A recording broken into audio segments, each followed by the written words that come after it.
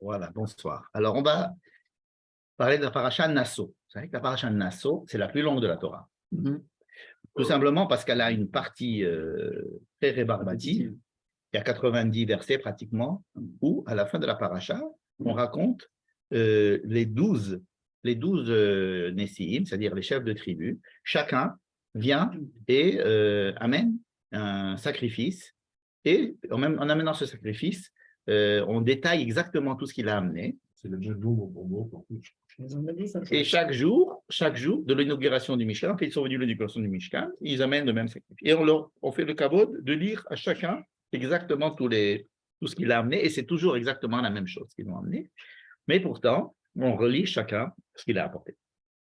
Donc ça nous fait 90 versets à la fin de la paracha. Il y a un dernier verset, après qu'on ait parlé de tous les sacrifices, de tous les Nessiim, il y a un verset qui dit, voilà, non, c'est un petit peu avant, Ubevo Moshe Elohel Moed, et lorsque Moïse rentrait dans le Elohel Moed, les Daber Ito, pour parler avec lui, mais on n'a pas dit avec qui, les Daber Ito, Vaishma et Akol, il a entendu la voix, Midaber Elav, qui se parlait à lui, mais à la Kaporet, sur le Aaron Haïdout, entre les deux chérubins. Donc Moïse rentre dans le Ohel Moed, là-bas il entend la voix de Dieu qui se parle, ou qui lui parle, mais en fait c'est qui se parle à lui, et mais qu'est-ce que ça fait là, quoi? On savait ça, c'est déjà dit dans plusieurs endroits. Alors, ça n'est pas la seule question qu'on peut poser dans notre paracha, et c'est comme ça que finit notre paracha. C'est pas la seule, notre paracha elle est pleine de sujets, et il y a tellement de sujets, et elle est tellement longue que lorsqu'on essaye de parler de la paracha, on prend un sujet et on essaye de le développer, un sujet. Et on peut faire ça aussi, on peut faire ça, mais j'ai choisi plutôt d'essayer de comprendre pourquoi tous ces sujets sont là. D'accord? C'est une autre manière aussi de voir les choses, c'est-à-dire d'avoir une vue d'ensemble. Alors, d'abord, quels sont les sujets qui apparaissent dans la paracha? Premier sujet, c'est la suite de la semaine dernière. Alors, je ne sais pas si vous avez suivi la semaine dernière. La semaine dernière, c'était quoi? C'est la paracha de Bamidbar.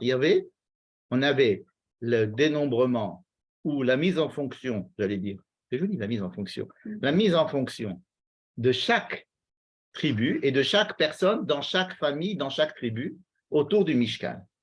Et donc, on avait compté 3550, pour rappeler.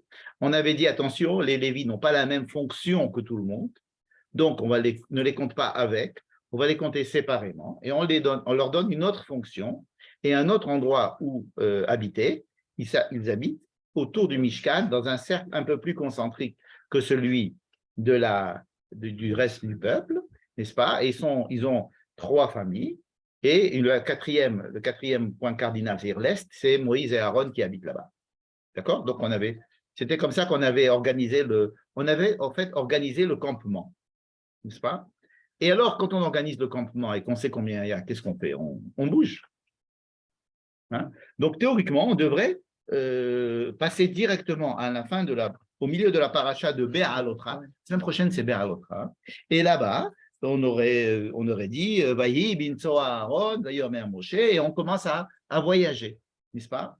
Donc, mais nous avons donc 10 chapitres depuis le début du livre de Bamidbar jusqu'au moment où on va se mettre, où on va commencer à bouger, c'est-à-dire à partir à quitter le Midbar Sinaï, le désert du Sinaï. Ils y sont restés presque 1 an dans ce désert. Qu'est-ce qu'ils ont fait dans ce désert? Ils ont reçu la Torah, et ensuite ils ont reçu l'ordre. Ils ont fait aussi le Vaudor, enfin ils ont passé du temps à essayer d'expier la faute du Vaudor. Ensuite, ils ont construit le Mishkan. Ça a pris du temps. Ensuite, on a inauguré le Mishkan. Ensuite, on a mis les gens autour du Mishkan. Et tout ça, c'est pour partir. Notre but, ce n'est pas de rester dans le Midbar Sinaï. Mais au lieu de partir, il y a tout à coup 10 chapitres. Alors, le premier et le deuxième, ça va. On a compris que c'était compter les gens qui sont autour et les placer, n'est-ce pas? Le troisième et le quatrième aussi, c'était pour placer les Lévis. Très bien. Mais ensuite, il y a d'autres. Alors, il y avait une famille de Lévi, il y avait 2 familles de Lévi qu'on a oublié la semaine dernière. C'est par eux qu'on commence la paracha de notre semaine. Nasso et Rosh Bene Gershon Gamher, du genre on les a oubliés. Ah oui, il y a aussi eux. Et après Bene Merari. Donc, comme ça, on finit, si vous voulez, l'organisation du campement. Et c'est très bien. Théoriquement, ça aurait dû être pour 10 jours. Quoi? L'organisation? Toute cette organisation. Oui, ça peut prendre. Non, ça aurait dû être pour 10 jours. Puisque en 10 jours, ils étaient censés arriver. Oui, oui, bien sûr. Ils devaient, en principe, Eretz aller en Eretz Israël. C'est ce qu'on dit. C'est ce qu'on dit. Il est bon de dire qu'ils étaient à 11 jours d'arriver en Israël, mais que toute cette organisation-là, donc ils devaient partir et arriver en Israël. C'est ce qu'on dit, c'est ce que la Torah va dire après, mais c'est évidemment pas ce qui était prévu. Pourquoi ce n'était pas prévu? Vous allez me dire, quand est-ce que ça a été prévu qu'il reste 40 ans? Ça a été prévu avec la faute des explorateurs, n'est-ce pas? Donc, s'il n'y avait pas eu la faute des explorateurs, ils ne seraient pas restés 40 ans et donc ils seraient rentrés tout de suite. Et d'ailleurs, on va leur dire, derrière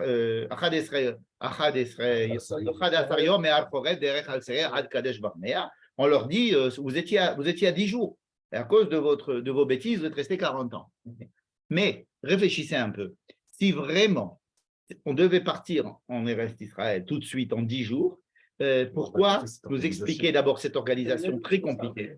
Pourquoi avoir construit un Mishkan démontable alors qu'on n'a rien pour construire? C'est vrai, dans le désert, on n'a rien à faire d'autre que de commencer à construire un truc, à couler de l'or, à couler de l'argent. Ça paraît impensable. Tu rentres en Israël, tu construis ce que tu veux, tu seras là-bas. Pourquoi construire un Mishkan et en plus démontable? En plus, il y a ici une volonté de les faire passer dans le désert un certain nombre d'années, mais on leur a imputé la présence dans le désert sur la faute des Meraglim. Ça ne se fait pas ce que je viens de dire. Ça veut dire, c'est comme si ce qu'on dit la Torah, dire on vous punit de 40 ans, mais non, c'était prévu déjà.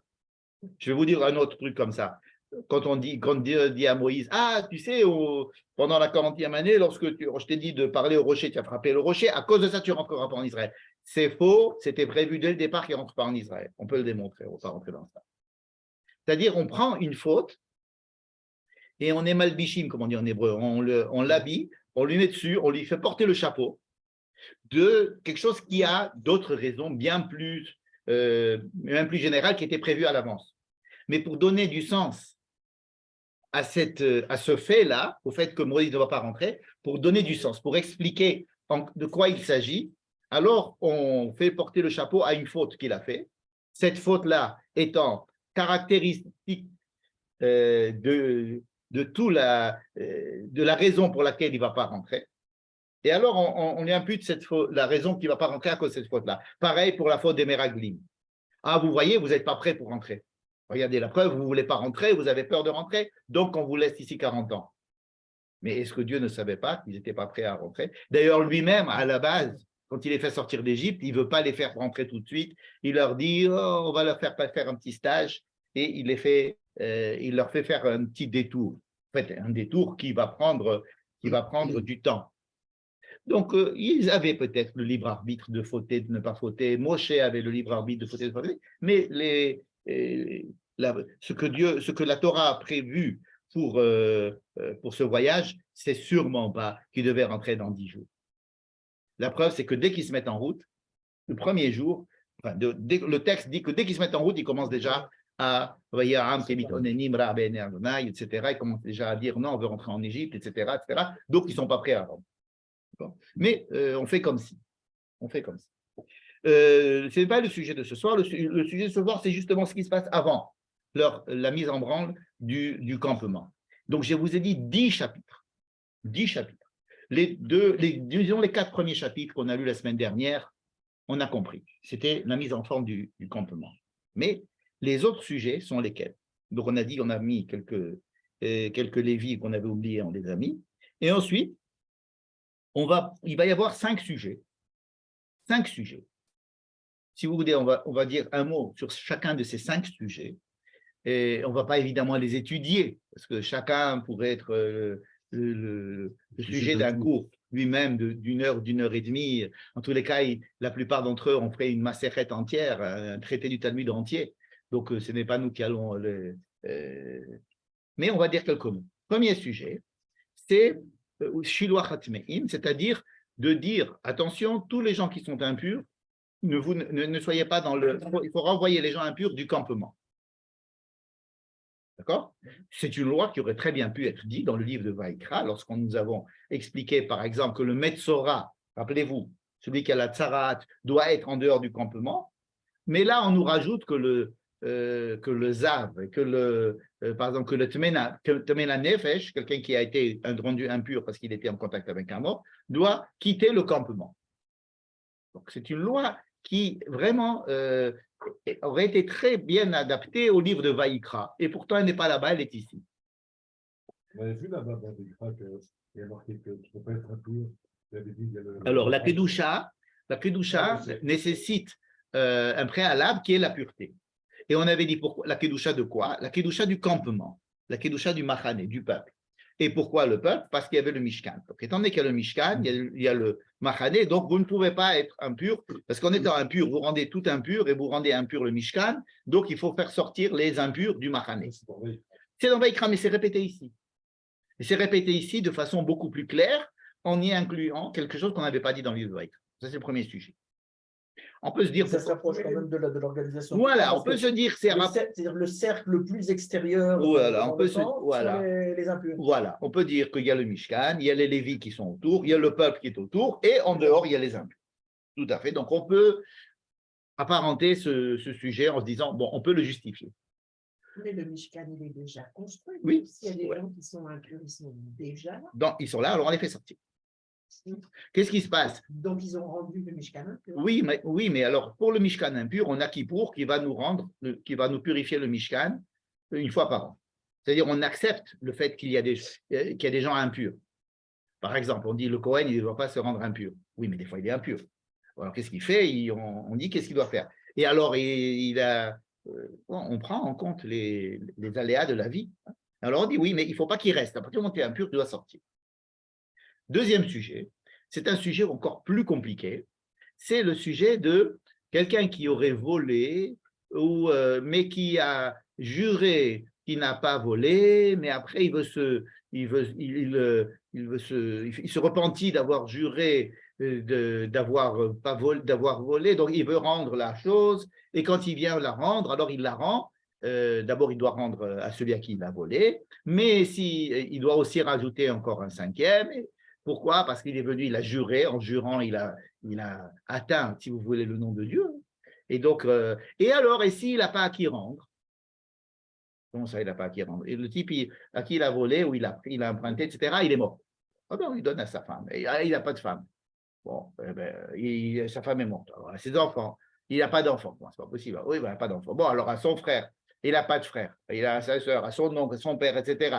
Donc, il y a toujours quelqu'un qui est proche de la famille. On lui a dit, quelqu'un lui rend. Non, alors on dit, non, c'est un converti. Ah, mince, il est converti, donc effectivement, on n'a plus rien à. Donc, on va le donner à qui? À Dieu. Ah non, Dieu, il dit non, donnez-le au Kohen. N'est-ce pas? C'est une loi que nous avons déjà étudiée dans l'île de Vaïkra. Et qui me semble, pourquoi est-ce qu'on le répète ici?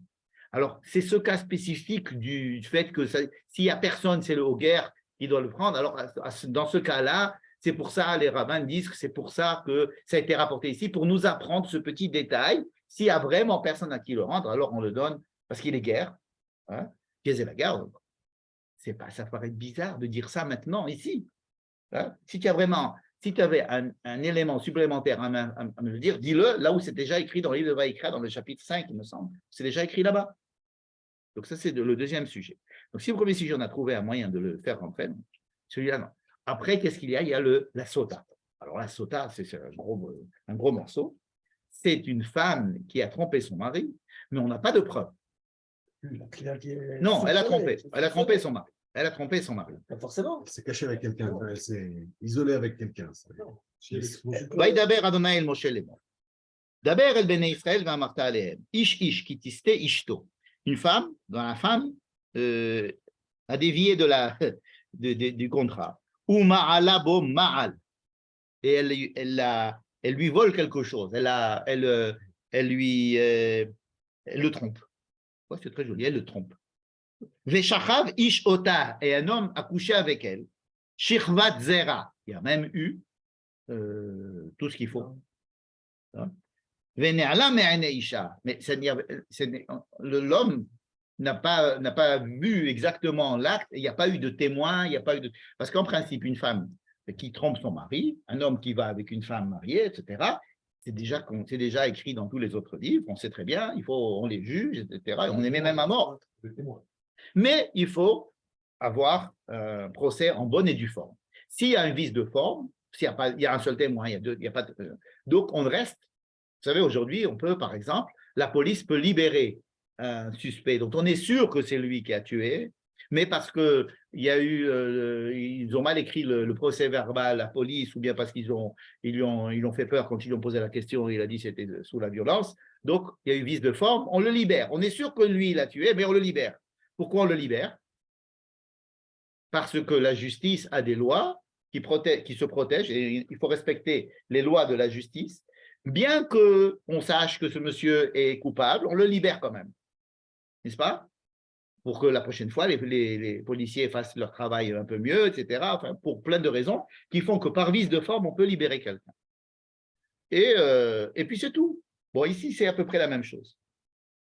Un homme, une femme, la femme, on dit qu'elle est allée avec quelqu'un d'autre, et on reste... mais le problème, c'est que quoi?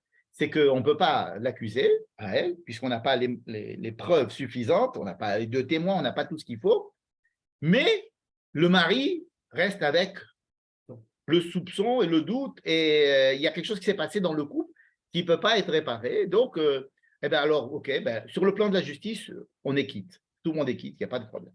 Mais lui et elle, est-ce qu'ils peuvent recommencer à vivre normalement? Il y a un soupçon. Alors, elle lui dit non, jamais de la vie, ça ne s'est pas passé. Donc, elle dit si, je sais, on a vu, les gosses, ils t'ont vu dans la rue, mais les gosses, ils ne peuvent pas témoigner. Le type, il a vu, on a vu. Puis, je t'avais dit de ne pas rentrer avec lui, puis rentrer avec lui, non? Et alors là, il se passe quelque chose d'assez exceptionnel. Et étant donné que sur le plan de la justice, on ne peut rien faire, et comme dans tous les autres cas, il y a quand même un problème, c'est que le couple a du mal à reprendre sa vie normale après, et on a besoin de clarifier les choses. Et donc, Dieu intervient à l'aide du Cohen, donc on l'amène chez le Cohen, et il y a tout un cérémonial qui va faire, et on va savoir de façon pratiquement miraculeuse si c'est vrai ou c'est pas vrai. Et comme ça, le doute sera ôté. Il n'y a pas de doute, on sait qu'il a fait ça. Alors, Non, on envisage quand même le cas où elle est innocente. ta question est très pertinente. Il y a dans le texte, on dit est-ce que quand on a dit ça, ça s'est passé dans la tête du bonhomme ou ça s'est vraiment passé? Est-ce que ce verset, ça s'est passé ou ça ne s'est pas passé? Il y a deux avis. Et oui. Et après, on va dire, est-ce que si le bonhomme il a un doute, mais que ça s'est passé, ou s'il a un doute et ça ne s'est pas passé. Enfin bref, l'histoire du doute reste. Même si ça s'est passé, même si ça ne s'est pas passé, on ne peut pas l'accuser sur le plan du Mishpat. Et alors, Dieu intervient pour qu'on puisse s'en sortir, comme on dit. Soit elle est coupable, soit elle a fauté, soit elle n'a pas fauté. Même si elle a fauté, on ne va pas la mettre à mort. On ne va pas la mettre à mort. Elle sera peut-être morte, on dit, parce que son ventre, machin, va éclater. Bon, je ne sais pas s'il va mourir après, mais en tous les cas, il y aura quelque chose qui va faire que on va le savoir. Il y aura un test, disons. On va faire un test, comme on fait aujourd'hui, test de grossesse. On fait un test, et alors le test va nous dire oui ou non. Elle n'a pas fait. Elle n'a pas fait. Et donc, le mari et la femme reviennent ensemble. C'était un doute. Ah, si, il a douté pour rien, ben, c'est pas bien non plus. Mais en fait, pourquoi Dieu intervient de façon miraculeuse et presque unique dans la Torah, c'est parce qu'il veut remettre la paix dans le couple. Dans le cas où rien ne s'est passé, en tous les cas, cette situation insupportable du doute doit disparaître pour que le couple puisse reprendre sa vie normale. Et toute cette paracha de la Sota, qui est une paracha très difficile, qu'est-ce qu'elle fait ici? On était prêt à partir, on avait fait les valises. Qu'est-ce que tu viens me raconter des histoires de ce genre maintenant? Vous comprenez la question? En dehors des problèmes que pose la paracha de la Sota, il y a le problème de savoir qu'est-ce qu'elle fait là, cette paracha de Sota, n'est-ce pas? Et ensuite, il y a encore une autre paracha encore plus bizarre, C'est un monsieur qui a décidé un jour de devenir pratiquement Kohen Gadol. Il n'est pas Kohen. Et il dit, je ne veux plus boire de vin, par exemple. Il dit, je ne veux boire plus de vin, et parce que les Kohanim ne buvaient pas de vin en service. Mais lui, il ne boit plus de vin, donc dans ce cas-là, il doit se faire pousser des cheveux, le nazir, et il doit se faire pousser les cheveux. Ses cheveux seront considérés comme une couronne, mais c'est une couronne progressive. Ça veut dire que le premier jour, il aura une couronne d'1 jour, le deuxième jour, il aura une couronne de 2 jours. Ça veut dire que ça pousse, et le fait que ça pousse, ça lui fait une couronne. Et cette couronne, ça ressemble à la couronne qu'a le Kohen Gadol. Et il a, à cause de cette couronne qu'il a sur la tête, c'est vraiment le zer, hein, le nézer ou le zer, comme on appelle dans la Torah, de cette couronne de cheveux. C'est un enseignement du Rav Itamar Eldar que je vous donne maintenant, qui est très très joli, et qui dit que cette couronne de cheveux qu'il laisse pousser, par exemple, si Pitom il va devenir impur, il devient impur. Il n'a pas le droit de devenir impur, le Kohen Gadol non plus. Mais imaginons qu'il devient impur. Qu'est-ce qu'il fait? Alors il doit se raser la tête, prendre ses cheveux-là, n'est-ce pas? Ces cheveux-là, c'est quoi? C'est sa couronne. C'est la couronne qu'il avait sur la tête, comme le tzitz du Kohen Gadol. Et il doit les enlever. Et le lendemain, après, bon, il a une semaine, par exemple, d'impureté, etc. Et puis, qu'est-ce qu'il fait? Il recommence à compter. Il recommence à compter. Par exemple, il avait dit, je vais être nazir 60 jours. C'est son truc. Je vais être nazir 60 jours. Il a le droit. Pas? Au bout du 30e jour, paf, il est devenu impur. Bon, alors il se rase. Et il va recommencer à compter quoi? Il lui reste 30 jours. Non, il doit compter encore 60 jours. Pourquoi? Parce qu'il doit se refaire une couronne de 60 jours. Et la couronne de 60 jours, une fois qu'elle est complète, il la prend et il la met au misbéach, comme si c'était quelque chose qu'il fallait brûler dans le feu du misbéach, parce que c'est comme si c'était, et il apporte des korbanes, comme si c'était un Kohen qui devait revenir, les Shiva Yemem Elohim. Pardon? Il la brûle. La couronne de cheveux. Je parle des cheveux. Hein. Et donc, ces cheveux, donc c'est les cheveux, c'est cette couronne de cheveux qu'il fait, qu'il doit apporter certains sacrifices, etc. Bref, il va chez le Kohen s'occupe de lui jusqu'à ce qu'il finisse toute son histoire de nazir. Il a fini d'être nazir, il redevient quelqu'un de normal. Mais entre-temps, il a apporté plein de sacrifices. Il faut être vraiment riche pour être nazir, parce qu'il faut apporter plein de sacrifices une fois qu'on a fini. Qu'est-ce que ça fait là, cette histoire? Vraiment. C'est pas. Ensuite, il y a encore une dernière loi, c'est Birkat Kohanim. Ça, c'est plus sympathique à raconter. C'est les Kohanim, on leur dit, voilà comment vous allez bénir le peuple d'Israël, parce que moi, je veux les bénir, en leur disant ces 3 phrases qui comportent 3, 5, 7 mots, n'est-ce pas? Et Yevalechecha Adonai v'yishmerecha, Yair Adonai panav elecha v'chonecha, Yisrael Adonai panav elecha v'yatsemecha shalom, et Vesamu et Shemi al bnei Israël v'ani avalechem. Et en faisant ça, en mettant le nom de Dieu en eux, moi, je bénirai le peuple d'Israël. Birkat Kohanim, c'est très joli, c'est très sympathique. OK. Mais qu'est-ce que ça fait là? Tous ces sujets sont liés au Mishkan directement. Tous ces sujets sont liés au Mishkan. Très bien. Ils sont tous liés au Kohen. Vous avez vu qu'ils sont tous liés au Kohen. Parce qu'à un moment donné, c'est toujours le Kohen qui va venir intervenir pour que les choses puissent s'arranger, ou bien. C'est-à-dire que nous avons dit, si vous vous rappelez la semaine dernière ce qu'on a dit, on a dit qu'au livre de Vaïkra, c'était ce qui se passait dans le Mishkan. Et que maintenant, on avait quitté le Mishkan et qu'on s'occupait de ce qu'il y avait autour. C'est ce que j'avais. Salut Alain, tu vas bien? Avec plaisir. On avait dit ça la semaine dernière. D'accord? Vous vous rappelez? On avait dit, le livre de Bamidbar quitte complètement le livre de Vaïkra, c'est-à-dire on quitte complètement la Kedusha et on va s'occuper du campement, des gens qui habitent autour, des juifs qui habitent autour, de la société juive autour du campement. C'est ça qu'on avait dit la semaine dernière. Or, voilà que c'est 4 ou 5 sujets qui sont là, nous rattachent encore une fois au Kohen.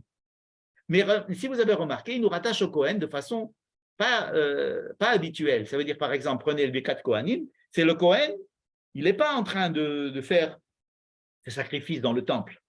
Il s'adresse au peuple. Il bénit le peuple.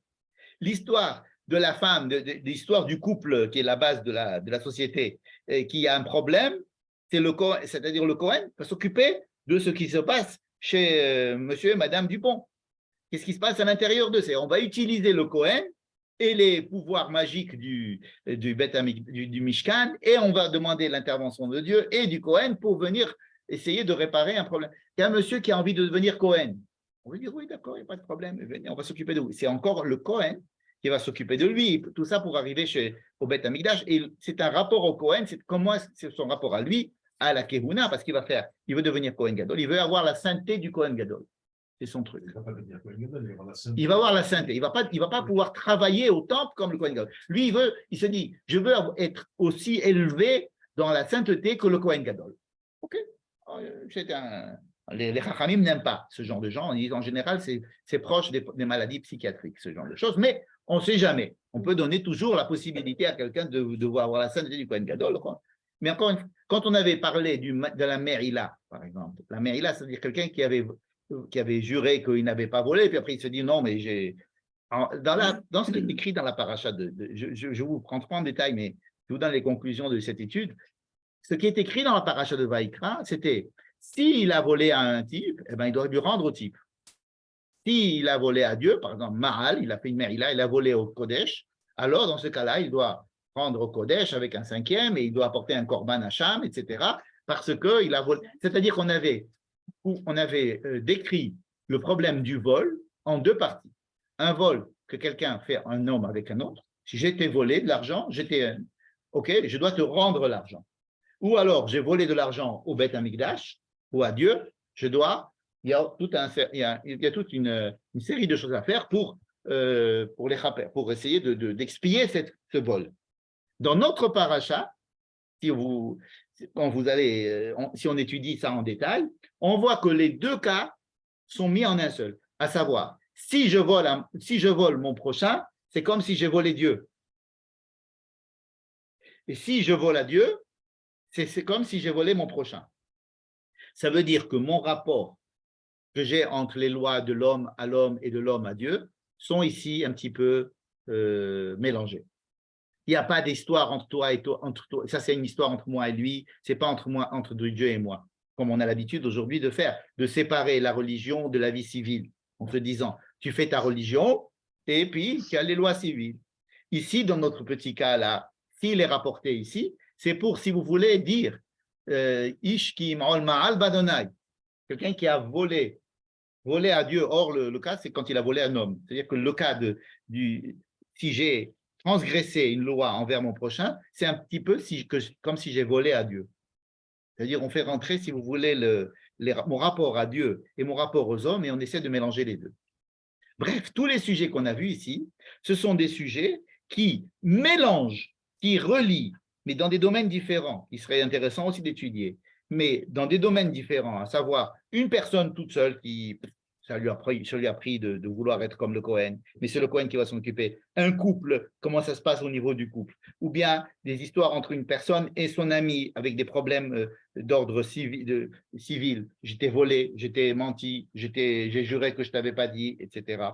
Ou alors le Cohen qui sort et qui bénit le peuple. Ce sont des lois qui ont une spécificité, c'est qu'ils vont nous décrire l'intervention du Mishkan dans le peuple pour des raisons particulières, ponctuelles, du Kohen qui représente le Mishkan. C'est-à-dire le Kohen, entre guillemets, il sort de son Mishkan et il va rentrer dans le peuple, s'occuper de certains de sujets qui sont essentiels pour les gens qui le vivent. Ce ne sont pas des sujets nationaux, ce sont la plupart des sujets d'ordre particulier. Mais le peuple étant composé de gens particuliers et on ne peut pas parler de peuple sans parler des problèmes d'un chacun. Donc, si vous voulez, ce sont des situations qui décrivent l'intervention du Kohen, donc du Mishkan intérieur, qui va sortir du Mishkan et qui va venir essayer de s'occuper des problèmes qu'il y a dans la société. Et on a pris des problèmes très représentatifs de une personne, un couple, un homme et un autre, ou bien une personne et même le Mishkan, ou alors le Kohen qui va bénir les gens. Ça veut dire que c'est des rapports qui vont montrer l'interface qu'il y a entre le Mishkan et pas le peuple, comme on avait vu dans le premier chapitre, mais entre les problèmes qui peuvent se passer dans le peuple de façon individuelle, n'est-ce pas? Et ça, c'est la description de ces. Nous n'avons pas encore expliqué la présence de tous ces sujets. Je vais vous simplement les décrire un petit peu. Juste après l'histoire de Birkat Kohanim, il y a écrit un pasuk, Vesamu et Shemi al Bnei Israël va'ani avarechem. Les Kohanim vont mettre mon nom dans le peuple d'Israël et moi je viendrai les bénir. Ça, c'est l'apothéose où Dieu dit les Kohanim ne sont pas là pour servir dans le temple uniquement, ils sont là pour que mon nom éclaire la face de chacun des enfants d'Israël. Et moi, je viens bénir les enfants d'Israël. C'est une sorte de bracha. Juste après, on commence à parler des korbanot hanessim. D'accord? 2 mots à propos des korbanot hanessim. D'accord? Je rentre simplement dans les korbanot hanessim. De quoi il s'agit? Il s'agit de l'inauguration du Mishkan. Vous allez me dire, l'inauguration du Mishkan, on a déjà vu ça. C'était dans le livre de Vaïkra. L'inauguration du Mishkan s'est passée le 8e jour, n'est-ce pas? Qu'est-ce qui s'est passé? On avait vu ce qui s'est passé le 8e jour du Mishkan. Qu'est-ce qui s'est passé? Il y avait Aaron qui avait 7 jours de préparation, ses enfants, 7 jours de Milouim, rappelez-vous. Le 8e jour, il y a eu le feu qui descend, Nadav Avihu qui meurt, n'est-ce pas? C'était un jour très particulier, ce 8e jour. Et le Kohen aussi qui bénit le peuple, tout à fait.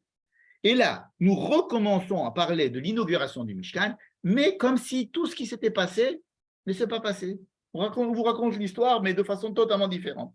Le jour de l'inauguration du Mishkan, lorsque Moïse a fini de le construire, est venu monsieur Darshan ben Aminadab. Bonjour monsieur, oui, qu'est-ce que vous désirez? Voilà, je suis venu apporter un sacrifice pour marquer l'inauguration du Mishkan. Mais monsieur, on ne vous a rien demandé. On ne vous a rien demandé, monsieur. Oh non, mais ça ne fait rien, c'est quand même, j'ai envie de vous apporter, regardez, il y a de l'or, il y a de l'argent, il y a des machins, etc. Et en plus, je vous les ai amenés, mais je ne les ai pas amenés les mains dans mes mains, je les ai amenés avec des bœufs qui prennent avec des charrues, et tout ça, c'est sur des bœufs et des charrues. Mais qu'est-ce qu'on va faire avec ces bœufs et des charrues? Eh bien, écoutez, j'ai remarqué que comme vous avez prévu de démonter votre Mishkan, donc je me suis dit, les pauvres, les Lévis, ils vont se trimballer tout ça sur leurs épaules, avec des bœufs et des charrues, ça sera plus simple. Mais monsieur, mais on vous a rien demandé.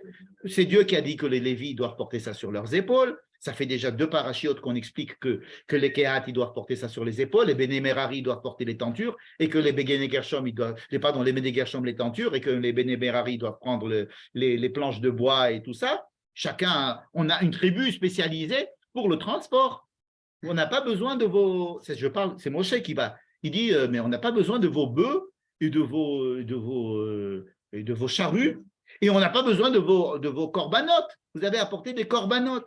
Mais nous, vous savez, chez nous, les corbanotes, ça se fait, mais c'est parce que Dieu nous a dit de faire des corbanotes.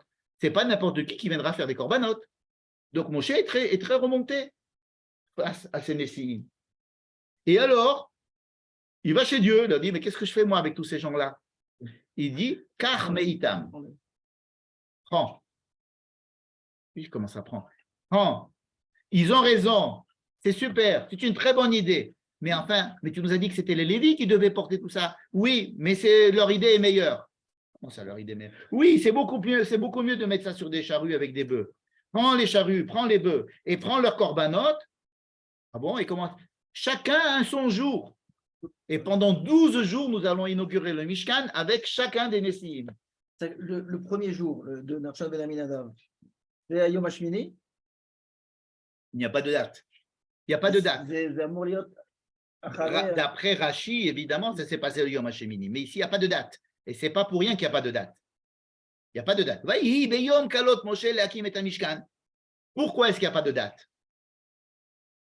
Parce que si on met des dates, on commence à avoir des problèmes. Étant donné que dans le livre de Shemot, l'inauguration s'est passée le 1er Nissan et qu'elle a duré un jour. Un jour. Dans le livre de Shemot, L'inauguration, c'était un jour. Dans le livre de Vaïkra, combien de temps ça a duré l'inauguration du Mishkan? 8 jours. 8 jours, du 1 au 8, d'après l'explication de Rav Ibn Ezra. Du 1 au 8 Nissan. D'accord? Ici, combien de temps va durer l'inauguration? 12 jours. Quand? Alors, disons à partir du 8e jour. Du 8 au On peut 19. dire du 8 au, 19. du 8 au 20, disons. 8 plus 12, disons à peu près. Ouais. D'accord, tu Ça peux dire que le commence 8, ça au compte 8. 1. D'accord. Mais il se trouve que le 21, ils vont bouger. Attends, ce n'est pas le 21 qui vont bouger. Le 21, Oui, le 20. le 20, 21, ils vont bouger. le 20, ils vont bouger? Oui, Oui, mais le 20 de quel mois? hier. Ah, dans un mois après. Ouais. Non, non, ici. On est en Nissan. Ce que je suis en train de dire là, c'est en Nissan. C'est pour ça que le livre de Bamidbar, je suis en train d'essayer d'ouvrir un gros problème là. Un gros problème. Ce n'était pas mon sujet, mais on va en l'ouvrir. Le livre de Bamidbar est censé commencer le premier du deuxième mois, le premier Iyar. Théoriquement, on avait fini avec cette histoire d'inauguration. Or, c'est la seule fois où on donne une date. Premier Iyar. Deuxième fois, on va donner une date, c'est quand ils vont bouger. Ça veut dire le 20, le 20 et le 21 Iyar, ils sont partis. Le 20 Iyar, ils partent. N'est-ce pas? Et ça, c'est comme si le livre de Bamidbar nous situe au deuxième mois, alors que tout s'est passé en même temps en Nissan. Mais ce n'est pas possible de décrire une autre manière de voir les choses, tellement si je vous dis que ça s'est passé le même mois. Donc, on décale tout d'un mois. En fait, mon explication, ce n'est pas l'explication officielle que je vous donne.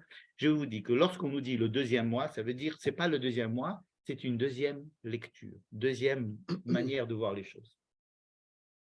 Regardez cette explication que je vous donne.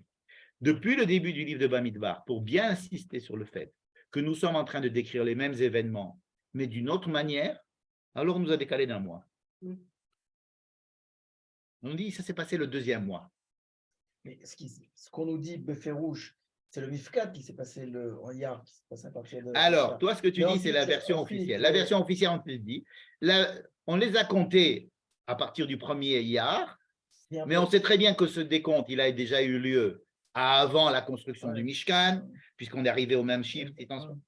En fait, pour compléter ce que j'ai dit la semaine dernière, à savoir que le livre de Bamidbar est là pour raconter les mêmes événements, mais d'une autre manière, et pour que les choses ne soient pas trop troublantes, on nous dit que ça s'est passé le deuxième mois. Mais alors, le jour où M. Moïse a inauguré le Mishkan, tu vas me dire que ça s'est passé le 8 Iyar? Non, pas exagéré. On ne dit pas la date. Il n'y a pas de chronologie dans la Torah. Non, mais là, il s'agit d'un événement. Il y a un même événement. Un événement qui dure un jour, un événement qui dure 8 jours, et le même événement qui dure 12 jours. Un événement où il n'y a que Moïse le jour de l'inauguration du Mishkan. Le même événement, on dit qu'il y avait Moïse et Aaron. Et le même événement, on dit non, c'est Moïse, Aaron et les 12. Donc, ma suggestion, c'est qu'il faut lire le deuxième verset du livre de Bamidbar, le chapitre 1, verset 2, que ça s'est passé le mois de Iyar, c'est-à-dire le deuxième mois, en disant ça s'est passé sous une deuxième optique. Je vais vous raconter les mêmes choses sur une deuxième optique. Je vais vous porter un deuxième chidouche, un chidouche numéro 2, un chodesh numéro 2.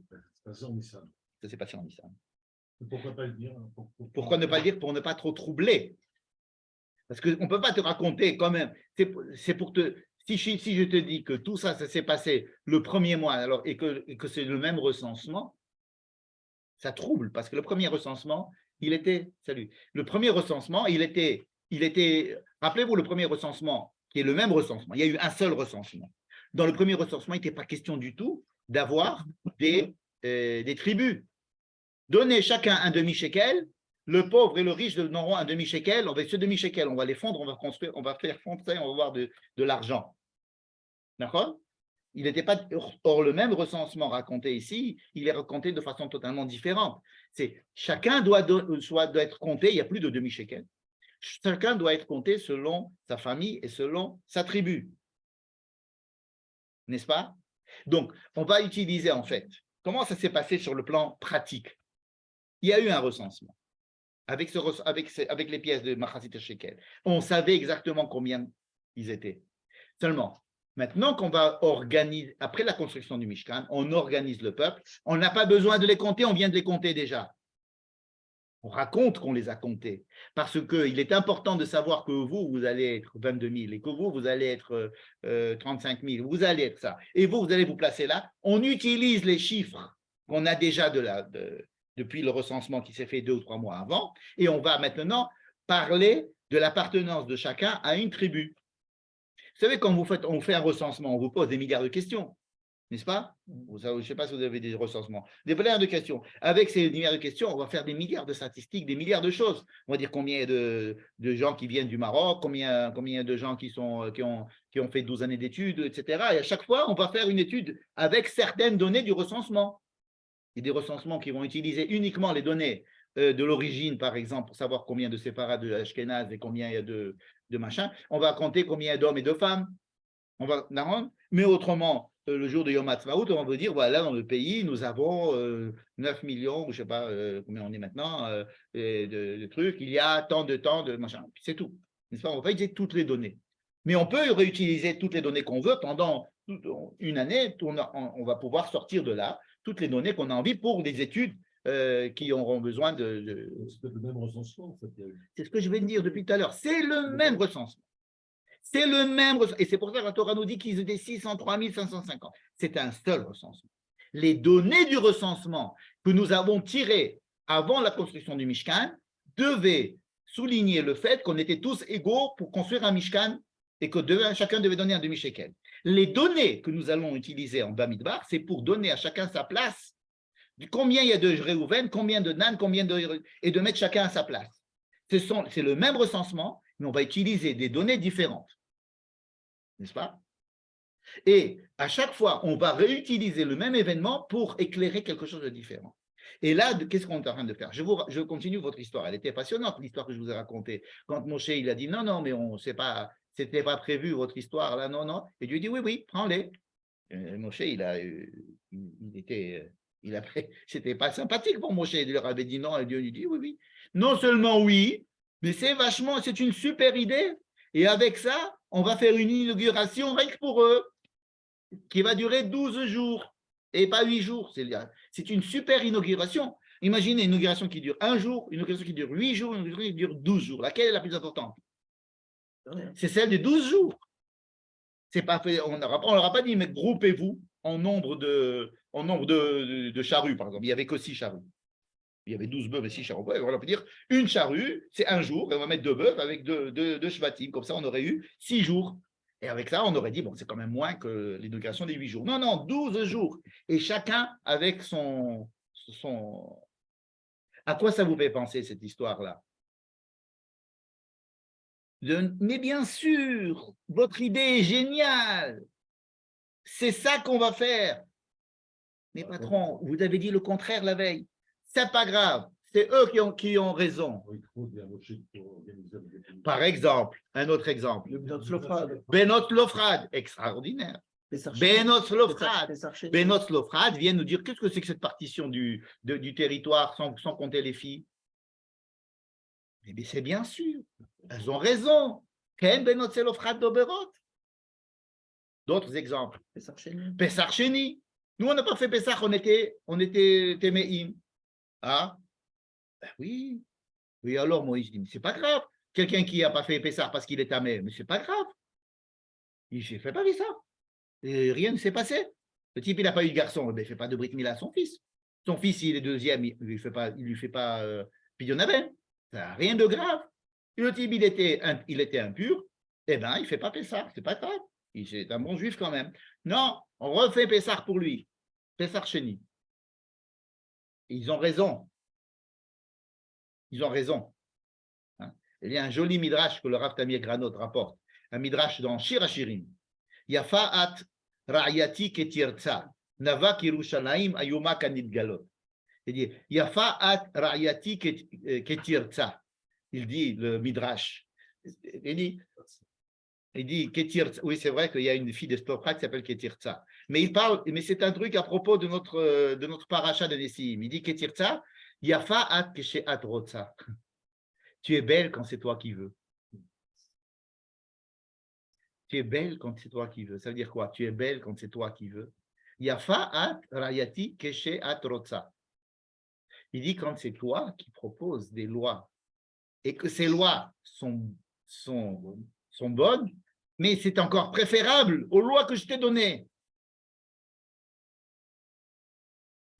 Alors, il dit, d'où on apprend ça, Yafat, Ariatik et Tirtsa, de Nessiim. Il dit, car Meitam, c'est leur idée, mais leur idée, elle est géniale. Non seulement elle est géniale, mais elle est supérieure à mon idée que je t'ai donnée, moi, Dieu, à toi, Moïse. Toi, Moïse, tu es un bon législateur qui fait ce qu'on lui dit. OK? Mais apprends que le fait que les peuples d'Israël, il arrive au degré de savoir qu'est-ce qui serait bien, de façon désintéressée, mais qu'est-ce qui serait bien pour le peuple et pour le service divin, et qu'ils ont une idée que ça vient d'eux, mais c'est magnifique. Mais c'est supérieur à tout ce que j'aurais pu dire moi-même. D'ailleurs, tout ce que j'ai dit, ce n'était que pour vous inciter à trouver des idées. Tu as dit au début que les 12 tribus, en fait, elles faisaient la même chose et elles donnaient la même chose. Ils ont tous amené la même chose. Ça, c'est encore un autre sujet. Alors, pourquoi ils ont ramené tous la même chose? Voilà. Ils ont tous eu le même élan, un élan d'unité. Ils n'ont pas voulu montrer chacun un plus que l'autre. Comme on dit à Toubéaf, ils se sont tous mis avec des robes blanches. Vous connaissez ça? C'est-à-dire qu'ils sont tous là avec leurs particularités, mais ils apportent quelque chose pour dire qu'on est tous. On va tous participer avec la même quantité d'argent pour… Le premier, c'est Marshall qui a donné le ton, les autres ont Peut-être qu'ils se sont organisés avant entre eux. C'était bien comme ça. Peut-être qu'ils se sont organisés avant entre eux. Probablement qu'ils se sont organisés avant entre eux. Comment je le sais? Parce qu'ils ont amené 2 bœufs avec une agala. Donc le type était obligé de s'associer avec quelqu'un déjà pour amener ces 2 bœufs avec une seule agala, pour construire une seule charrue, et que chacun a donné un bœuf de sa tribu. Mais quand même, il y a une participation qui est désintéressée, qui est pour l'unité du peuple, sans dire moi je suis mieux que l'autre, comme le Machatit HaShekel. Et alors, il dit, mais Karme Itam, Yafa Terayati Ketirsa. Quand tu es toi, quand tu veux, toi, mais alors tu es belle. Belle, ça veut dire quoi? C'est pas que tu es intelligent, tu es belle. C'est la beauté des choses. Alors, respecter la loi, c'est une chose, mais comprendre l'esprit de la loi et aller dans le sens. Alors, ce n'est pas n'importe qui va faire n'importe quoi. Mais chez Moïse, on lui a dit, Moïse est allé à Dieu, il a dit, oui, c'est bon, on a fait. D'accord? Il ne faut pas non plus dire n'importe quoi. Mais c'est la base de toute la Torah Shebeh Alpeh qu'il va y avoir après. Vous reconnaîtrez que c'est le cœur même, non seulement ça, c'est le cœur même de la présence du Mishkan dans le désert. On a l'impression qu'il y a le Mishkan et tout le monde autour.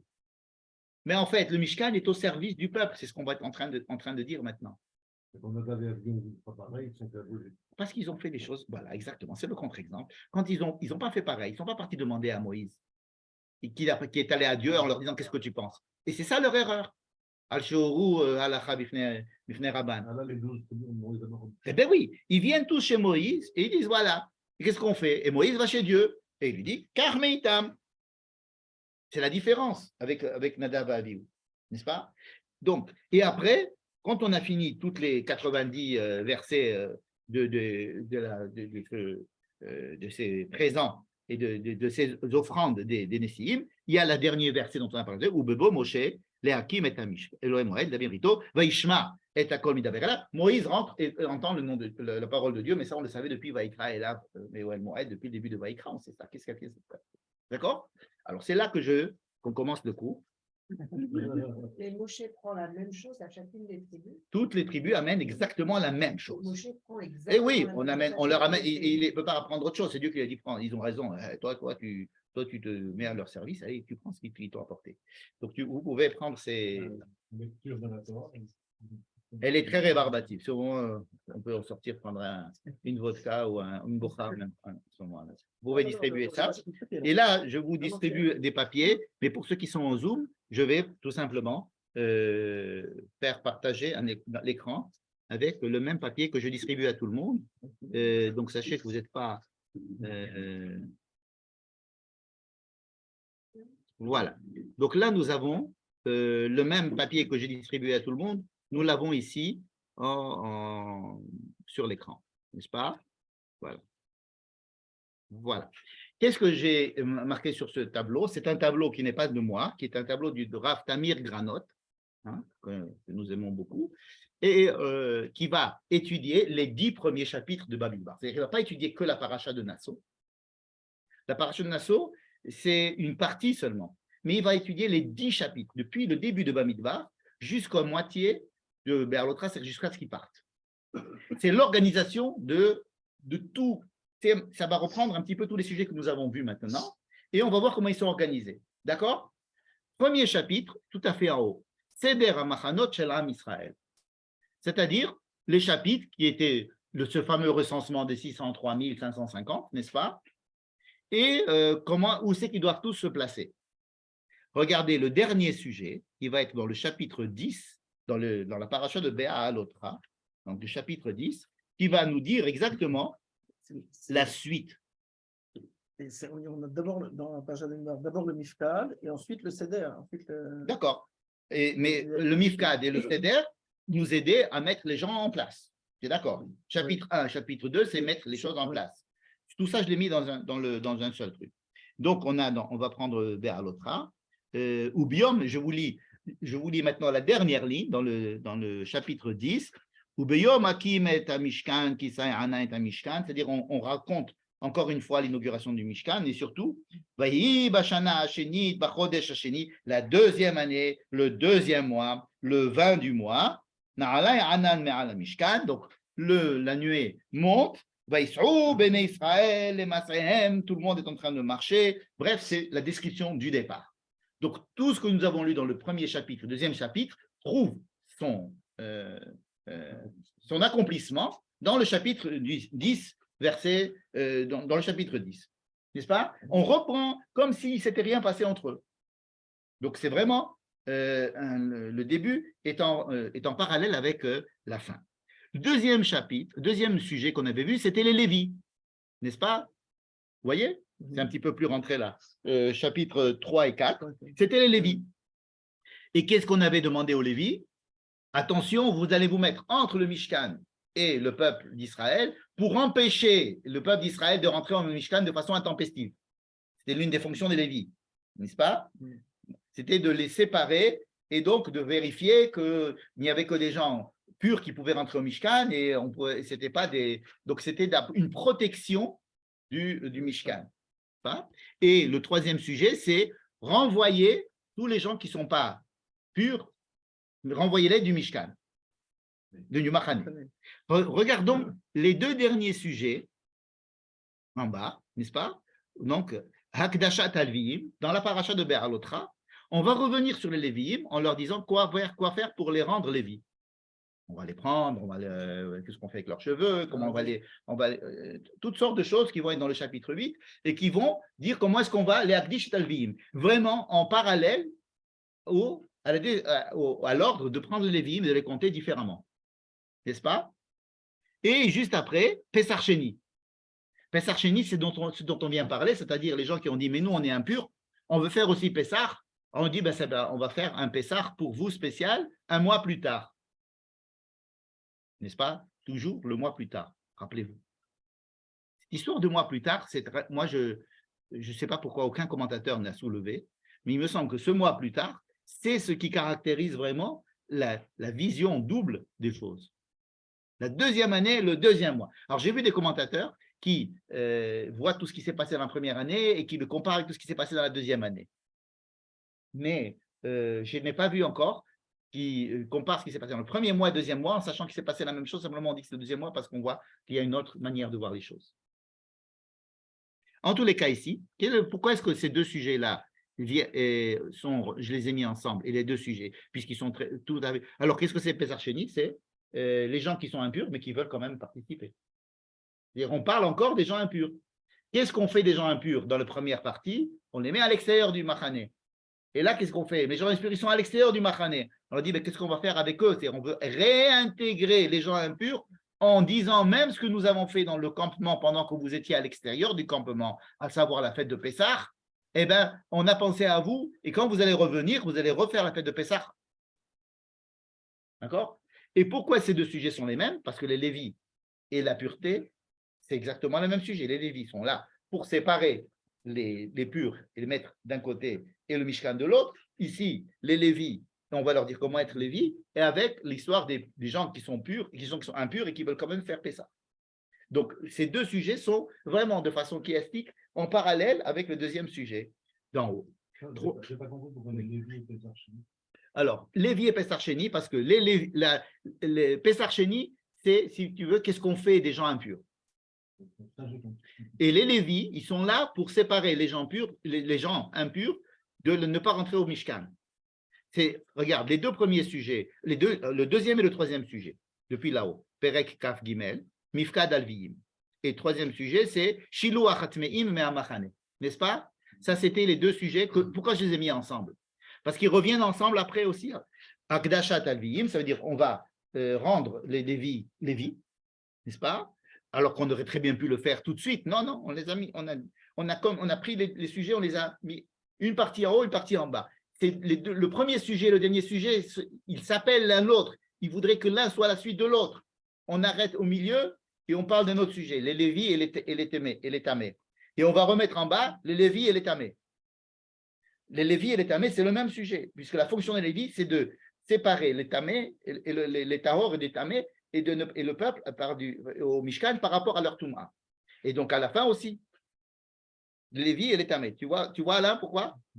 Ensuite, le troisième sujet, c'est toutes les mitzvot des Kohanim, dont on a parlé un petit peu tout à l'heure. Toutes les mitzvot, par exemple, Gezel la guerre, Sota, le Nazir, les Birkat Kohanim. En quoi ça va être en parallèle dans l'autre? Ça va être le début de la paracha de Be'alotra, c'est quoi? Le travail des Kohanim dans l'allumage de la Ménorah. Il y a Iru Shivat Anerot, comme il y a Eranoy Panav Elecha Vichuneka. Ça veut dire qu'on a pris encore un autre travail que dans la paracha de Be'alotra, c'est la semaine prochaine, c'est pas cette semaine. Mais le début de la paracha de la semaine prochaine, c'est allumage de la Ménorah. Mais on a parlé déjà 5-6 fois déjà de l'allumage de la Ménorah. Dans la paracha de Trouma, après on a parlé dans la paracha de Pekoudé, après on a reparlé dans la paracha de Vaïkra, dans Vaïkra, dans plein d'endroits. Pourquoi on nous dit que Aaron doit allumer? Parce que ici c'est la Avodat à Kohanim, dans l'allumage de la Ménorah, et c'est en parallèle avec toutes les lois où les Kohanim ont fait des choses dans notre paracha, c'est-à-dire le Sota, le Nazir, Birkat Kohanim et le Gezel la guerre. N'est-ce pas? Oui, ça doit être donné au Kohen. Et un verset en noir, Vesamu et Shemi al Bnei Israël, qui finit justement la Birkat Kohanim, juste avant de parler des Korbanot Anesim. Korbanot Anesim, c'est le cœur même de cette construction chiastique.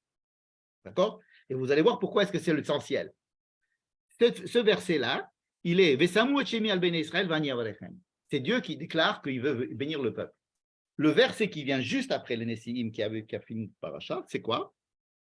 Ou Bevo Moshe Medaber Elav le passage que nous avons lu tout à l'heure. Dieu parlait à Moïse entre les deux chérubins sur le Aaron. Il y a un pasouk.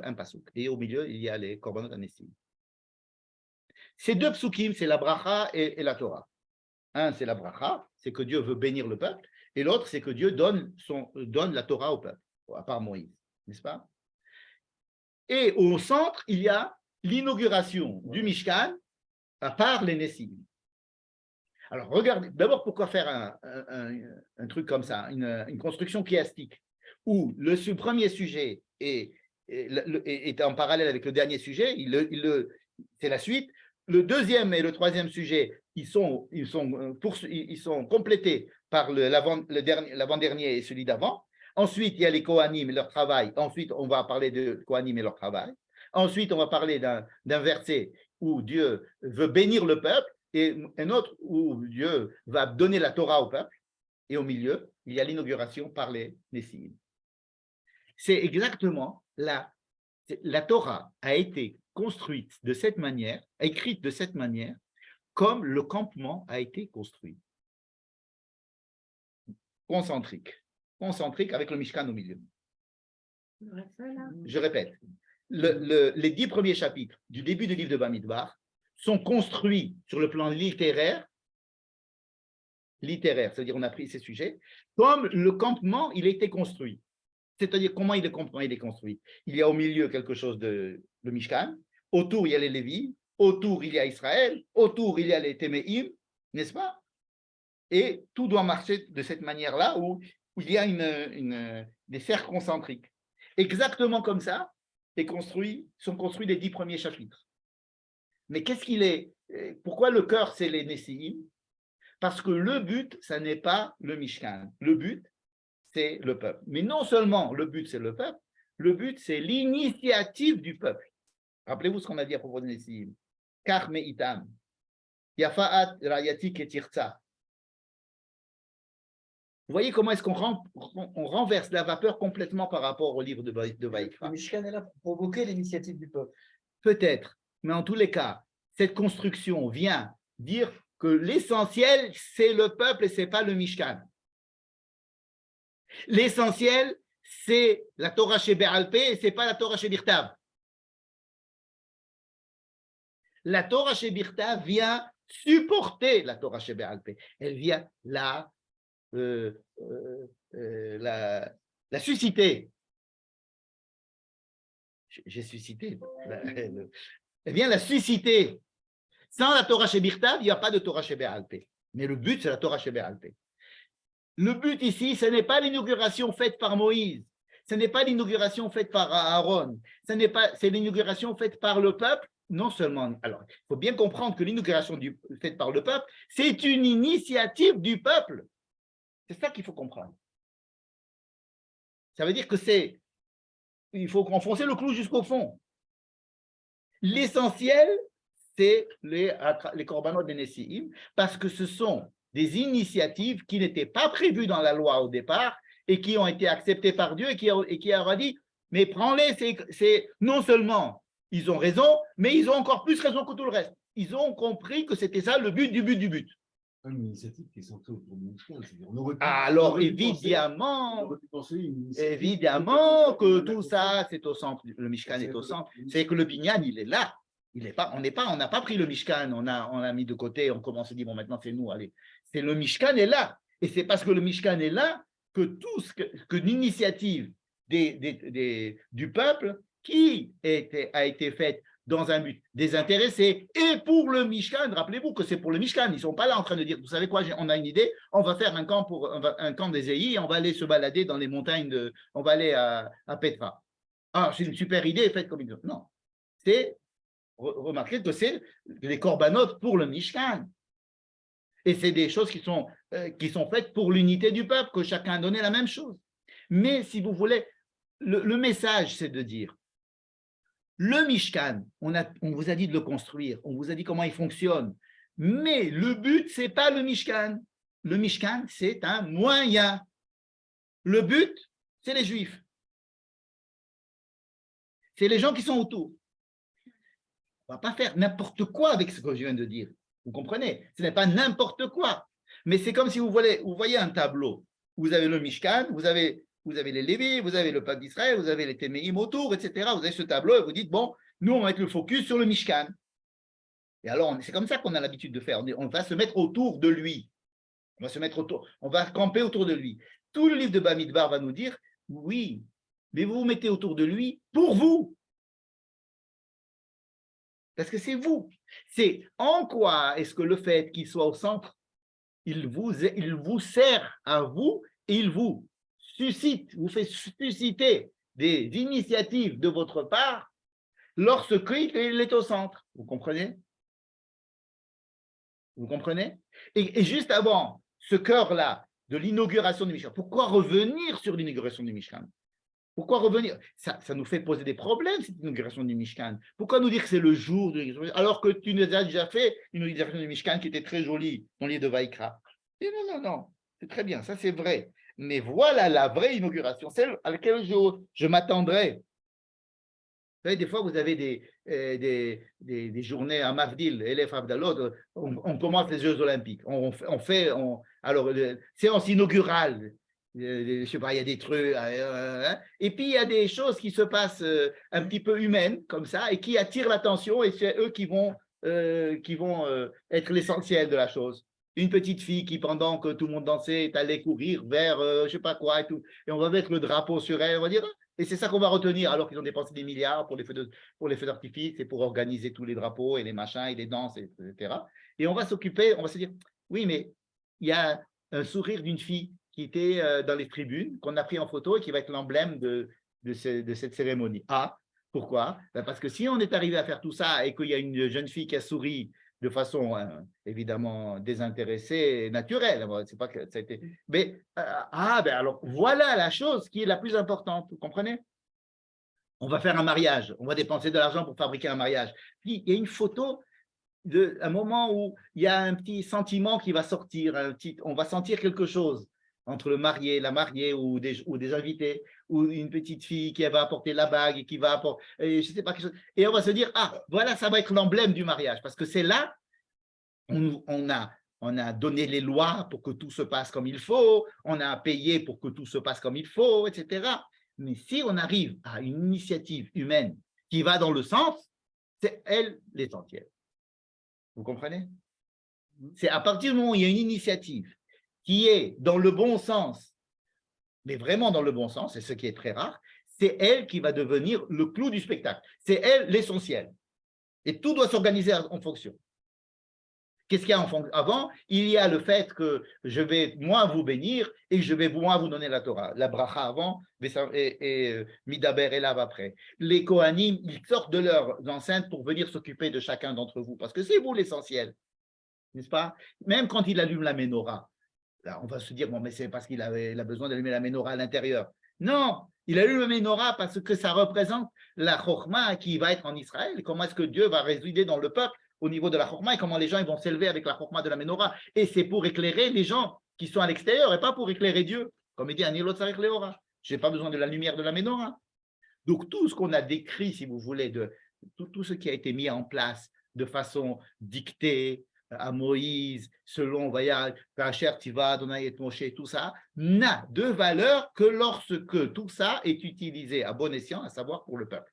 Et c'est quoi le peuple? C'est pas que le peuple. C'est aussi les gens, c'est aussi les problèmes de couple, c'est aussi les problèmes de gens qui ont envie de devenir, et c'est aussi la bracha de chacun, que Dieu éclaire ta face, n'est-ce pas? Donc, toute cette description du campement, c'est pas simplement pour nous dire voilà comment est-ce qu'ils ont voyagé, c'est pour nous dire, attendez, est-ce que Dieu réside dans ce campement ou pas? Alors oui, on a déjà dit que le feu est descendu, que le nuage est descendu. Oui, mais est-ce qu'il est arrivé jusqu'à son but ultime, à savoir qu'il réside à l'intérieur du peuple d'Israël? Le fait que le Dieu dit je veux le Veshachanti Betocham, ça ne veut pas dire que tu vas me mettre un Mishkan qui va être au centre du Machane. Comme ça, on pourrait comprendre. Veshachanti Betocham, Ve'asuli Mikdash, Veshachanti Betocham. Faites-moi un sanctuaire, je résiderai parmi eux. Comment? Parce qu'il va être dans son sanctuaire et nous, on va être autour. Non! Il va résider chez les gens. Mais alors, qu'est-ce qu'il fait le sanctuaire? Le sanctuaire vient unir les gens pour qu'ils sachent vers quelle direction il faut se tourner pour que Dieu réside en eux. Et les initiatives humaines, et les volontés, et le désir, et c'est ça qui va être le plus important. Le plus important. D'un côté, tu dis, c'est fondamental, mais je pense qu'il y a un équilibre justement entre d'un côté le Mishkan, il y a une importance fondamentale, parce que c'est le plus important, et on va se passer du Mishkan. Alors, non, il y a une chute à foutre entre les deux. Alors justement, ce que je dis, c'est que c'est le plus important à condition que le Mishkan soit au centre, évidemment. Si, c'est comme quand tu dis, écoute, si je... C'est parce que écoute, je prends mon verre. Je prends mon verre. Tu vois, tu le vois, mon verre? OK. Qu'est-ce qui est important? C'est ma main ou le verre? C'est le verre. J'ai envie de voir. Mais j'enlève ma main, il tombe, il se casse. Donc, ma main est là. C'est évident qu'elle vient tenir mon verre parce qu'elle va me donner à boire. Je vais boire. Mais moi, ce que je veux, c'est boire. La main, elle est là pour pouvoir soutenir le verre. Et j'enlève la main, il n'y a plus de verre. J'enlève le Mishkan, j'enlève l'unité du peuple, j'enlève l'essentiel, j'enlève la Torah chez Birtav. Il n'y a plus de Torah chez Béalpé. C'est ça qu'il faut. Alors, il y a des Juifs qui sont assez intelligents, qui ont pris cette idée, ils ont dit on va enlever la Torah chez Birtav et on va se faire une nouvelle Torah. C'est inefficace. C'est pas possible. Ils vont dans le mur. C'est-à-dire que, évidemment, que toute cette construction, elle ne marche que parce que c'est une construction. Mais il faut savoir dans la construction quel est le but et quel est le moyen.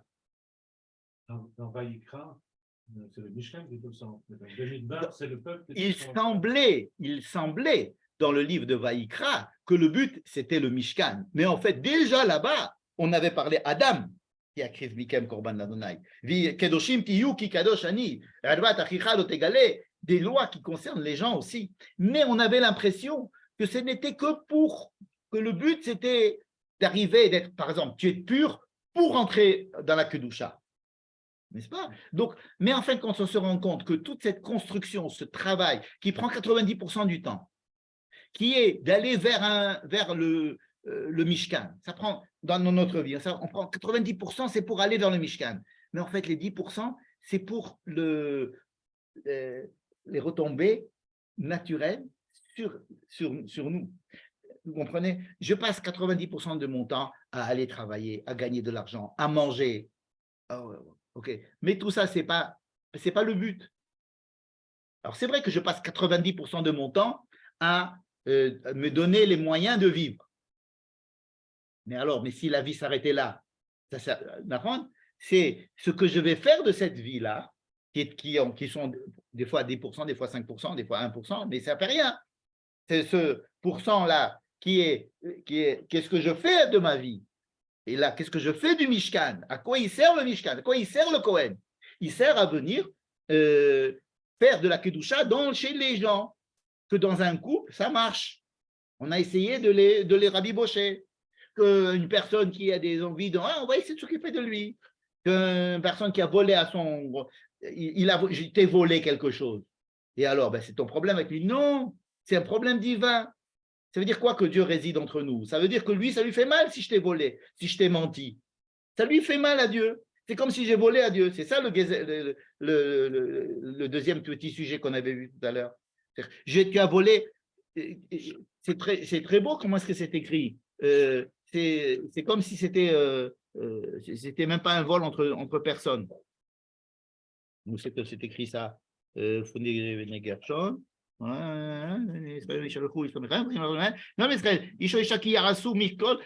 homme qui Adam, qui fasse n'importe quelle faute d'homme, en volant, en usurpant Dieu. Attends, c'est-à-dire qu'on parle de toutes les fautes qui sont faites pour les uns envers les autres, mais qui sont en fait des atteintes à Dieu. C'est comme ça que commence la paracha. Alors on l'a traduit avec cette histoire de Gezel la guerre. Mais ce n'est pas vrai. Les mots, ils vont chercher le Sfatémet, par exemple. Il nous dit, non, quand tu voles à ton prochain, ça fait la peine à Dieu. Ça fait la peine à ton prochain aussi, évidemment. Tu lui as volé, tu lui as menti, tu n'as pas été fidèle à lui. Alors, mais il y a quelque chose qui a été atteint ici. En plus, c'est ton rapport avec Dieu. C'est-à-dire que Dieu est là, il veut résider entre toi et ton copain. Quand tu fais une bêtise, c'est Dieu qui pleure. Alors, c'est pas les bêtises que je vais faire à Dieu, c'est pas parce que je vais aller à mon retard. C'est pas ça les bêtises que j'ai fait envers Dieu. Vous comprenez, c'est pas un problème de religion, c'est un problème de comportement humain. C'est ce qu'ont dit tous les prophètes pendant toutes les prophéties. On dit mais on a rien à faire avec vos histoires là, de culte, etc. Parce qu'ils ont commencé ils étaient dévoyés les uns envers les autres, mais ils donnaient bonne conscience en apportant plein de sacrifices. Mais arrêtez avec vos sacrifices. Ça veut dire quoi? Ça veut dire ce que dit le début du livre de Bamidbar. L'essentiel. Alors, c'est vrai, je vous ai demandé de faire ce film. C'est vrai, je vous ai dit le Beth Amikdash. C'est vrai, je vous ai dit tout ça. C'est vrai, je vous ai donné la Torah chez Birtav. Mais mon but, c'est de savoir si à la fin, vous allez faire quelque chose avec tout ça, si vous allez utiliser ces choses-là pour bien vous comporter les uns avec les autres, pour savoir que la Kedusha, c'est quelque chose de concret de tous les jours. Et alors, ma bénédiction, Vesamu Hachemi al Bnei Israël, ça sera quelque chose de concret. Ton visage, il va s'éclairer. Tu vas voir c'est quoi que le visage va s'éclairer. Dieu va m'éclairer mon visage. Ça veut dire qu'entre les gens, quand ils vont se voir, ils vont avoir l'impression qu'ils regardent le visage d'un être humain. C'est le visage de Dieu, le Tselem Elohim qui est chez l'autre. Et dans l'autre partie, qui est équivalent à l'autre, c'est Dieu donne la Torah à Moïse entre les deux chérubins. La Torah et la Beracha, ça a le même but. Je te donne la Torah pour que tu puisses avoir de la bracha. Le but, c'est que tu aies un visage éclairant, toi, quand tu vas rencontrer un autre. On va dire, voilà, je vois là le visage de quelqu'un qui est bien, qui est honnête, qui est gentil, qui veut du bien. J'ai l'impression de voir le visage de Dieu. Souvent, des fois, on voit le visage des gens qui sont inspirants. Yaher Adonai panav elecha v'neka. Il dit, mais c'est la même chose que l'allumage de la menorah. Yahiru shivat hanerot. C'est le même verbe que Yaher Adonai panav elecha. On n'allume pas la menorah pour la menorah, puisque Dieu, il n'a pas besoin de lumière. Il n'y a personne là-bas dans cette salle. C'est pour allumer ta face à toi. Alors, tu ne vas pas allumer ta face à toi sans avoir allumé la menorah, parce qu'il faut qu'il y ait ce rapport, comme tu as dit tout à l'heure, de va-et-vient ou d'équilibre. Mais peu importe, même dans un équilibre, il faut savoir lequel des deux est le plus important. C'est-à-dire où tu vas voir que ça a marché et quand ça n'a pas marché. Dans ce sens, je dis que c'est le plus important. Si ça marche au niveau du Mishkan et que ça ne marche pas au niveau du peuple, je détruis le Mishkan. C'est ce qui s'est passé déjà 3 fois. Ça marchait au niveau du Mikdash. Ils apportaient les sacrifices, il y avait un Kohen Gadol, etc. Mais ils étaient dévoyés. Alors, je vous enlève le Beth Amikdash. Mais alors, nous, on veut que le Beth Amikdash soit reconstruit. Pourquoi? Pour reconstruire une unité du peuple et pour redonner du sens à tout ça. Pour refaire marcher la machine, vous comprenez? Quand ça sera possible.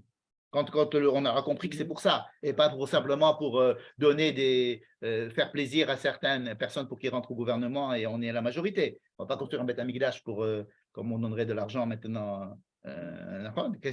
Mais construire le Beth Amikdash quand tout le monde aura envie de se dire on a envie de quelque chose de positif et puis que ça puisse nous éclairer le visage. N'est-ce pas? Dans ce cas-là, on comprend que tout le livre de Bamidbar, la construction du livre des 10 premiers chapitres, en tous les cas, avant de commencer à bouger, c'est de se dire, attendez, vous avez construit un Mishkan, vous avez un peuple, attendez, d'abord, à quoi ça sert tout ça? À quoi il sert le Mishkan? À quoi il sert le peuple? Avant de commencer à partir d'ici, comprenez que la place du Mishkan, c'est Veshachanti Betocham, Betor Kol Echad Ve'echad. Et c'est pour ça que tous ces sujets qui nous paraissaient bizarroïdes, qui se sont complètement détachés de l'aspect grandiose de voir tout un campement bien organisé en train de marcher avec des drapeaux et des machins et des trompettes. Eh bien non, notre but, ce n'est pas de vous montrer ça, de montrer de savoir comment ça va chez M. Dupont et Mme Dupont, comment est-ce qu'ils vont ensemble. Et entre le monsieur Durand là qui commence un petit peu à se prendre pour le Kohen Gadol, on va s'occuper de lui aussi. Ça veut dire qu'on s'occupe des choses, et celui-là, il a volé à l'autre, et il ne peut pas le voir depuis qu'il a… Et alors, il ne peut pas le sentir, et alors et tu vas voir le Mishkan. Prépare les choses. C'est les gens au niveau du… Et alors, à ce moment-là, on peut dire que le Mishkan a sa fonction et que le peuple a sa fonction. Et tout ça, on n'a pas encore bougé. Parce que quand on va bouger, ça va commencer à bouger aussi. C'est une description idéale, si vous voulez. C'est une description, c'est ce qu'on voudrait bien, que vous compreniez à quoi tout ça sert, avant qu'on commence à bouger. Vous comprenez? On va bouger la semaine prochaine dans Béalotra. Pour l'instant, on ne bouge pas. Mais tous ces sujets-là sont placés ici pour nous expliquer que le but, ce n'est pas le Mishkan, et que le Mishkan est un moyen d'unifier le peuple et pour lui inspirer de la Kedusha et pour que le Kohen vienne s'occuper des choses et que les gens puissent comprendre comment se comporter les uns avec les autres.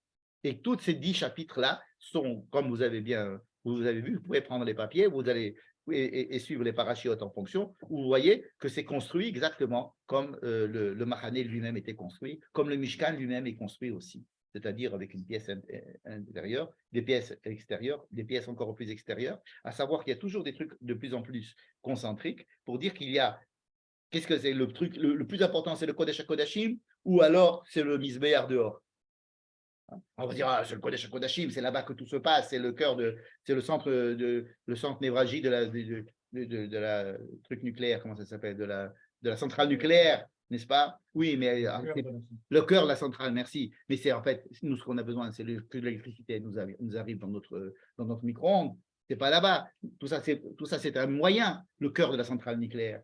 Il est fait pour nous donner de l'électricité, que nous, on puisse après utiliser l'électricité. Donc, c'est l'utilisation de cette électricité chez le peuple et dans toutes les parties du peuple qui est important. Oui, mais si le cœur de la centrale nucléaire ne marche plus, alors vous n'aurez plus de quoi allumer votre four. Ah, alors, d'accord, dans ce cas-là, il faut tout faire pour qu'il puisse marcher. J'ai pris la centrale nucléaire, vous pouvez prendre des éoliennes, ce que vous voulez, mettre ça au bout du jour, mais le principe, c'est le même. C'est-à-dire qu'il y a toujours le centre, le cœur, et est-ce que ça va marcher? Et comment on va voir ça marcher si tu as une bonne initiative, si je t'ai inspiré, si ta face elle est éclairée? C'est là que je vais voir que le Mishkan, ça a marché, que ça a vraiment marché. Hein, voilà. Bon. Baroque, c'est des éclairements. Hein? Par exemple, au baroque, des éclairements. Mais c'est très compliqué. C'est très compliqué cette histoire parce qu'il y a plein de sujets et il y a plein d'éléments comme ça. Mais c'est pour essayer de les mettre en place. Prenez si vous voulez le papier et vérifiez que je ne me suis pas trompé après. Mais finalement, on a commencé par parler du fait que ça soit uniquement, que toute cette organisation, c'était uniquement pour